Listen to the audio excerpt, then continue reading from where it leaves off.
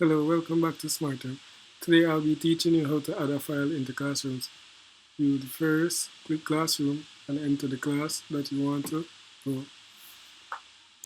You would then click Files. Right here you would choose whether you want to add a file by drive, upload, or create. After choosing the way you want, you will confirm upload, wait on the screen to reload, and the file will appear. The same steps can be followed in the subject menu. You click the subject that you wish to upload a file to, look for files, then you click if you want to upload by drive, straight upload or create a file,